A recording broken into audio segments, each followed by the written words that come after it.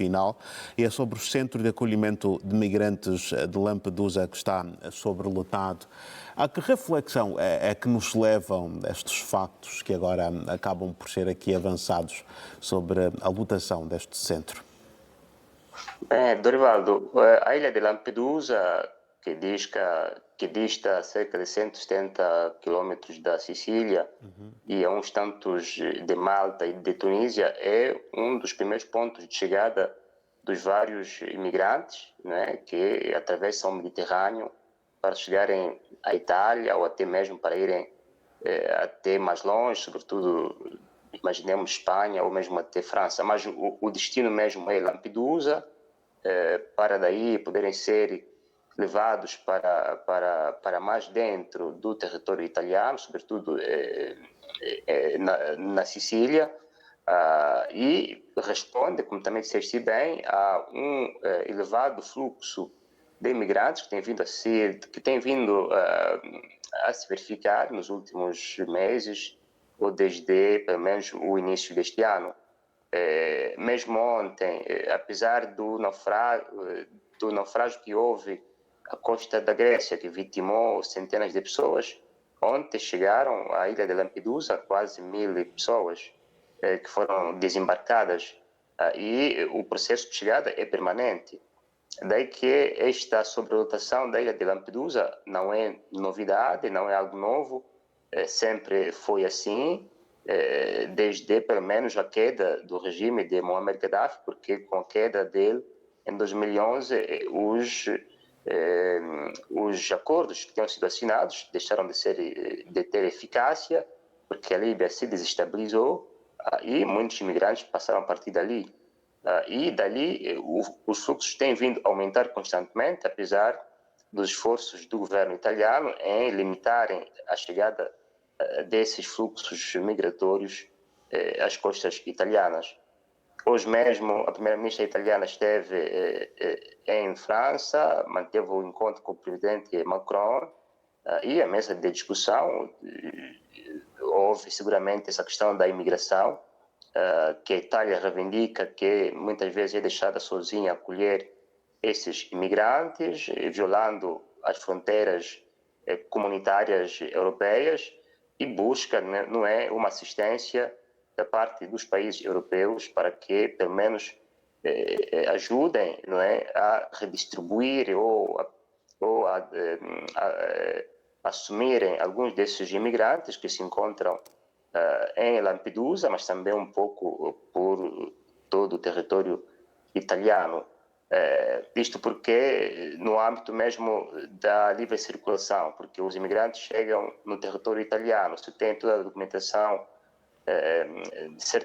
acertada, ordeira, justa, eles podem circular livremente de um espaço para outro, só que para sair do território italiano via terrestre, eles têm que passar na fronteira de Ventimiglia com a França, e muitas vezes os gendarmerie franceses não permitem que esses migrantes possam deixar o território italiano para irem para outros países europeus. Enfim, é uma situação que revela que os fluxos migratórios continuam, apesar das mortes constantes que há no Mediterrâneo, não desencorajam outras partidas, outras viagens no Mediterrâneo, não é? E enquanto isso continuar, a sobrelotação de Lampedusa também irá continuar.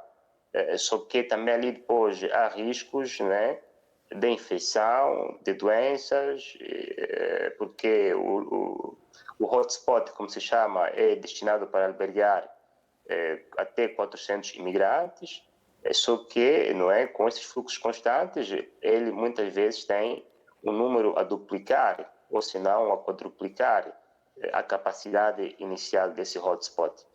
Mas também essa prevalência dessa sobrelotação pode também revelar que pode haver aí uma certa incapacidade de redistribuição interna, mesmo ao nível do território italiano, para desafogar aquela ilha, levando para outros lugares italianos os muitos imigrantes que existem. Mas o que o governo italiano espera, e tendo em conta o acordo assinado ultimamente na União Europeia sobre a redistribuição dos imigrantes, é que esses imigrantes possam também ir para outros países europeus e não apenas fixar-se no território italiano, né? É uma situação preocupante, mas enquanto houver instabilidade e pobreza noutras partes do mundo e enquanto muitos acreditarem que a Europa continua a ser o lugar onde possam satisfazer os seus sonhos, esses fluxos migratórios vão continuar e a sobrelotação de Lampedusa e de outros hotspots de chegada também irá continuar. E, como disse e muito bem, isso é uma situação que não é nova, é antiga, apesar dos números sofrerem as atualizações constantes, e são essas que nós estamos aqui também a destacar. E mesmo apesar de toda essa estratégia do governo italiano, mesmo apesar do acordo que foi agora assinado a nível da União Europeia, são esforços conjuntos que acabam até certo ponto por não ter o efeito desejado ou necessário. E mencionou aqui também a questão das mortes que vão acontecendo, que é algo que não inibe ainda assim a tendência crescente para os fluxos migratórios. Eu perguntava mesmo como contornar então esta tendência, mesmo diante de tantas tentativas aqui conjuntas que parecem não surtir o efeito mais desejado. É uma grande questão, Dorivaldo. Como contornar os fluxos migratórios? Os fluxos migratórios hão de continuar sempre, porque eles fazem parte da natureza humana. Nós somos seres humanos ditos, não é, gregários, somos indivíduos que estamos sempre em constante movimentação. E também a ideia, não é, de ir buscar o melhor noutros lugares também é uma ideia que sempre animou a espécie humana desde os primórdios. O que se espera é que esses fluxos migratórios, além de serem naturais, normais, possam ser, digamos assim, fluxos controlados e os caminhos de passagem sejam seguros. E esse grande desafio que muitos países têm em poderem garantir corredores migratórios seguros, quer da Ásia ou do Médio Oriente para a Europa, quer da América do Sul para os Estados Unidos, ou quer, digamos assim, da África para a Europa, e mesmo até no sentido contrário, né? Só que o sentido contrário muitas vezes é menos elucidativo, porque também há fluxos migratórios da Europa dos europeus para outros lugares do mundo, mesmo o chamado sul global. Mas, enfim, em relação à questão como contornar, o que se espera é que haja fluxos migratórios controlados, regulares, seguros, e que não coloquem, não é, em risco a vida dos imigrantes, sobretudo dos menores de idade. Segundo dados, por exemplo, em relação a esta cifra dos menores que chegam, os menores não acompanhados que chegam no espaço europeu, só nos últimos anos se estima que mais de 100 mil crianças tenham chegado sem acompanhamento no espaço europeu. Isso já revela qual é o nível de desespero que existe em certas realidades, que fazem com que crianças não acompanhadas possam sair do núcleo dos seus familiares para irem procurar uma vida melhor no espaço europeu e não só. E também se espera que haja uma colaboração, uma cooperação, não é, com os países ou de onde partem ou por onde passam esses imigrantes. Geralmente são países, no caso do nosso continente, são os países do norte de África, e a maior parte dos imigrantes vêm também, muitas vezes, da África Ocidental e também da África Oriental, usando vários corredores, chegam quer a Líbia, quer a Tunísia, e muitos desses países que se encontram no meio são países instáveis, não é? Com regimes, digamos assim, militares, que não têm o pleno acesso às suas fronteiras. Isso faz com que a passagem também seja descontrolada e, de consequência, cheguem aos lugares de partida muitos imigrantes e daí partirem para a Europa. E também se espera não só isso, mas também que haja um certo controle, porque há sinais ou existe a preocupação de que muitos desses imigrantes saiam do território africano por via de uma rede, não é, de traficantes de imigrantes que cobram cifras aos imigrantes, não é, colocam-nos em embarcações inseguras para o espaço europeu, e há o interesse, não é, da parte dos países europeus em controlarem os chamados escalafitas ou os comerciantes, né, que fazem com que esses imigrantes partam em condições de insegurança.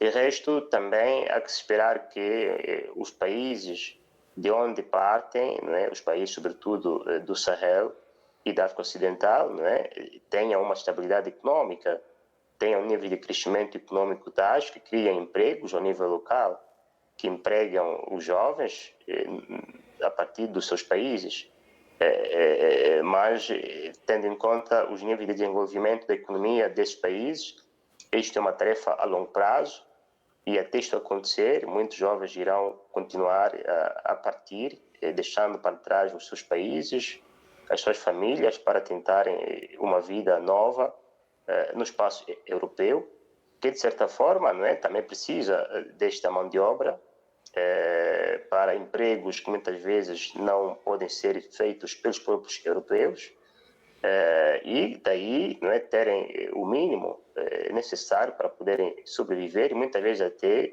mandarem as remessas econômicas para as suas famílias que ficam no continente africano. Enfim, combater a imigração é uma tarefa improvável, se não impossível, mas controlar os fluxos migratórios, não é, é uma tarefa possível, pode ser feita em cooperação, em colaboração com os países de onde partem e também por onde passam esses canais de imigração. Porque também, ao fim e ao cabo, o que se espera é que não haja perda de vidas, porque o indivíduo, quando parte, espera chegar são e salvo, espera chegar vivo lá para onde vai, e não que tem que atravessar todo o mar Mediterrâneo numa embarcação segura e morrer de forma inglória, não é? Sem poder ver realizado o sonho de chegar ao espaço europeu e começar a vida a partir de zero. A segurança das pessoas deve ser colocada em primeiro lugar, e se espera que, não é, os esforços dos Estados europeus possa dar esta alfada de ar fresca necessária para fazer com que, não é, a imigração seja regulada, legal e segura, e que, sobretudo, coloque em segurança a vida dos imigrantes que queiram sair do continente africano para o espaço europeu, mas desde sempre que haja, não é, uma colaboração, uma cooperação com os países de partida e de passagem. Certo. Falou aqui desta colaboração e também dos menores não acompanhados, e eu lembrei-me agora também do assunto que vou trazer também aqui para a nossa conversa.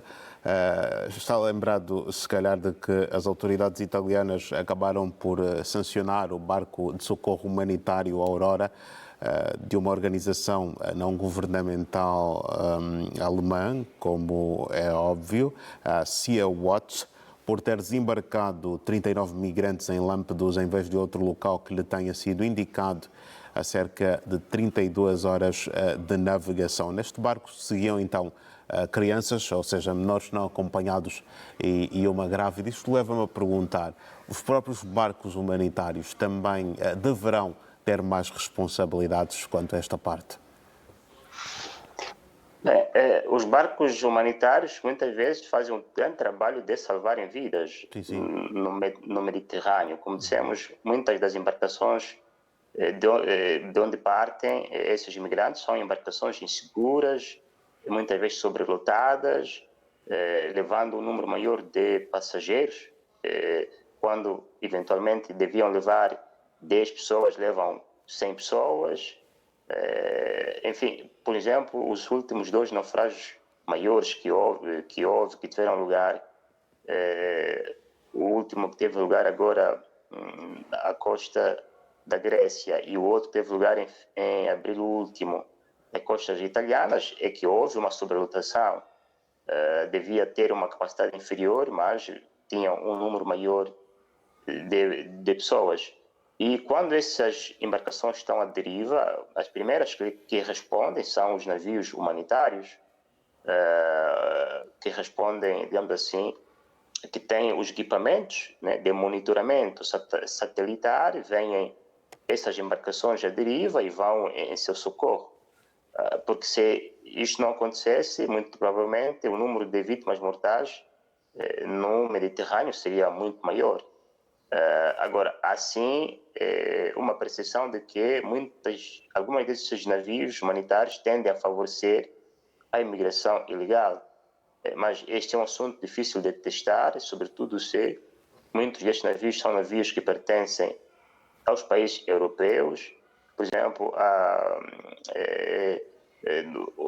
houve um caso aqui em 2018, quando um navio espanhol, Open Arms,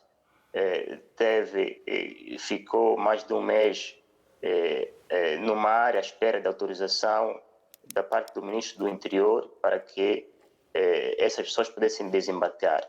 Este navio, não é, era um navio espanhol, portanto um navio de um Estado europeu, e de consequência a sua missão era do interesse do direito humanitário europeu. Adenda de conclusão, não é? E como temos vindo a dizer muitas vezes que analisamos este assunto de imigração, é que existe uma percepção como se o interesse de missões de busca e salvamento no Mediterrâneo fosse só do interesse europeu, quando muitos desses imigrantes partem de países africanos. E a União Africana tem uma política imigratória, não é, adotada em 2018, que prevê exatamente essa questão de conduzir a fluxos migratórios seguros e regulares de africanos que queiram ir para outros estados africanos ou que queiram sair de África para outros destinos. Agora, a questão que se coloca é qual tem sido o papel dos países africanos em garantir que haja saídas regulares, seguras dos seus concidadãos do continente africano para o espaço europeu? Qual tem sido o papel que tem sido feito para fazer com que não haja naufrágios no Mediterrâneo e que vitimem os africanos no Mediterrâneo? Certo. Qual tem sido operações de países africanos ou da própria União Africana para buscar corpos, não é, que jazem no fundo do Mediterrâneo de pessoas que perderam a vida nos naufrágios? Quer dizer, há uma série de questões. Exatamente, Dorival, porque não podemos só olhar a questão do ponto de vista europeu, que naturalmente muitos desses jovens vêm como um destino, como ponto de chegada. Também temos que ver qual tem sido o papel dos países africanos de onde em parte. É como se houvesse uma espécie de deixandar, não é? Há um sentimento de deixandar e de desleixo total que periga a vida de muitos jovens africanos e cria uma má imagem, digamos assim, do ponto de vista do respeito da vida dos africanos, não é? Porque é como se, como tenho dito muitas vezes, é como se nós tivéssemos uma relação com a vida perdulária, não é? Indisciplinada, desinteressada. Não olhamos a vida africana com o devido respeito que ela merece, né? Então, é lamentável que os assim países seja, africanos, no seu conjunto, não façam operações de, digamos assim, ajuda até, de complementaridade até às missões de busca e salvamento que os países europeus têm feito no Mediterrâneo, sendo o continente africano também um continente mediterrâneo, porque está ali no Mediterrâneo, o continente africano. Enfim, há essas questões que nos deviam levar a refletir sobre qual tem sido o nosso papel em salvaguardar a vida dos muitos jovens e não só, mulheres, crianças, que saem do continente africano para chegarem ao... condições, por vezes. Exatamente. Bem, são questões que nós vamos seguramente ainda ter a oportunidade aqui de discuti-las, não é? De conversar sobre elas, porque levanta aqui questões muito interessantes durante este último momento aqui da abordagem sobre este assunto.